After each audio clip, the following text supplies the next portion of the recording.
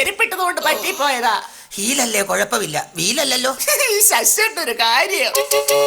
വെറുതെ ഇത് എന്റെ ബെഡ്റൂം അല്ല. കണ്ടില്ലേ ശശികലയുടെ തുടക്കം ഗംഭീരമായിരിക്കുന്നു. ശശികലയെ കുറിച്ച് ഞാനിഞ്ഞു പറയുന്നത് ഒരു അധികപ്പറ്റാണ്.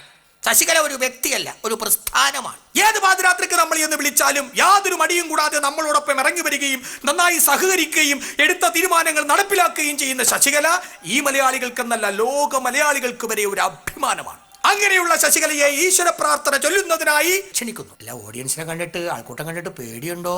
ഇതിലും വലിയ ആൾക്കൂട്ടമൊക്കെ എന്നെ ആക്രമിച്ചിട്ടുള്ളതാ. അല്ല, ഇതിലും വലിയ ആൾക്കൂട്ടത്തെ ഞാൻ ഫേസ് ചെയ്തിട്ടുള്ളതാണെന്ന്. ഫേഷ്യൽ ചെയ്താണെന്ന് മനസ്സിലായി. കൂടുതൽ തുടക്കണ്ട, പെയിന്റ് പോവും. പാടുപെട്, പാടിക്കൊടു. ഈശ്വര ചിന്തയിതൊന്നേ മനുജന് ശാശ്വതമേ ഉലകിൽ. എന്താ ശബ്ദം? സീറ്റോയ്സ്. ഇഹപര സുകൃതം. വേറെ പാട്ട് കയറി വന്നു. എന്റെ ദൈവമേ, അപ്പൊ ഈ സീറ്റോയ്സ് ഈ മൊബൈലിലായിരുന്നു.